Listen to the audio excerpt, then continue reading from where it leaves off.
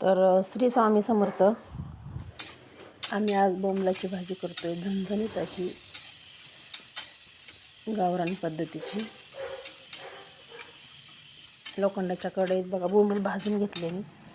माझी पद्धत आहे ही अशी बोंबलाची भाजी करण्याची. सरभरीत भाजी अशी बनवते मी. तर बोंबील भाजून घेतले, स्वच्छ 2 पाण्याने धुवून घेतले बोंबील. आता तेल टाकून घेतलं कढईत. आता मी कांदा टाकून घेते कढईत.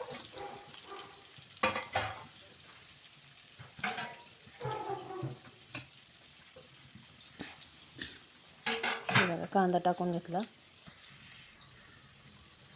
तर आता हे 2 पाण्याने स्वच्छ, आधी गरम पाण्याने मीठ टाकून थोडेसे धुतले मी बोंबील, कारण थोडंसं धूळ वगैरे लागलेली असती वाळवताना हे करताना, म्हणून मग स्वच्छ धुवून घेतले. नंतर थंड पाण्याने धुतले.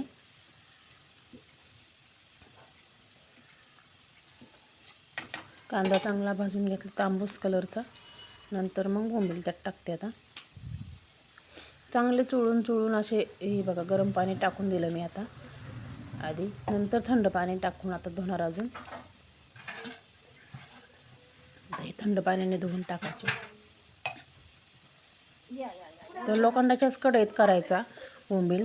लोखंडाच्या कढईत केल्याने कशी चव ती वेगळीच लागते. बोंबलाच्या भाजीची चव अगदी छान लागते लोखंडाच्या कढईत केल्याने, आणि आपल्याला लोह पण भेटतं. तर आता ही मी ग्रेव्ही टाकली, तर त्यात काही नाही, फक्त कांदा थोडासा आणि लसूण, कोथिंबीर आणि अद्रक एवढंच टाकलं.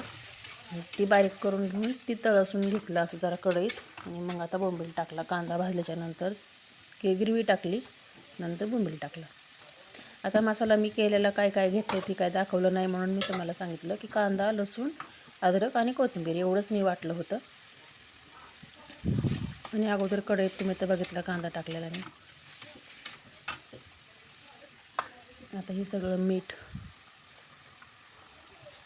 बोंबलाच्या भाजीला कसं थोडंसं मीठ उचलून असलं ना तरच चांगलं लागतं, म्हणून थोडंसं जास्त टाकायचं मीठ. आता हे बाकीचे मसाले भाजी माझी तयार होते. धना पावडर, पाणी ॲड करू आपण.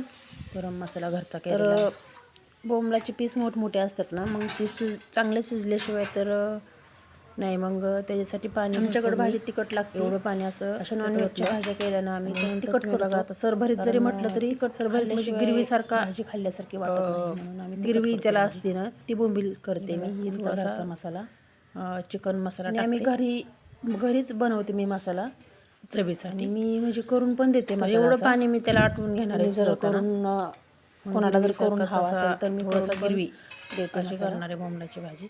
ही बघा आमचा चिकनचा खिमा.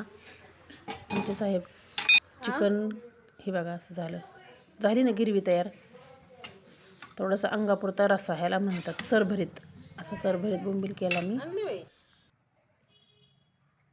तर अशी बोंबलाची भाजी, वांग्याची भाजी असं जेवण आहे. तर या जेवायला. बघा कशी झाली. लाईक करा, शेअर करा, सबस्क्राईब करा. कसं वाटतं हा बोंबलाची भाजी. तर या जेवायला. मी तर बसले जेवायला आता.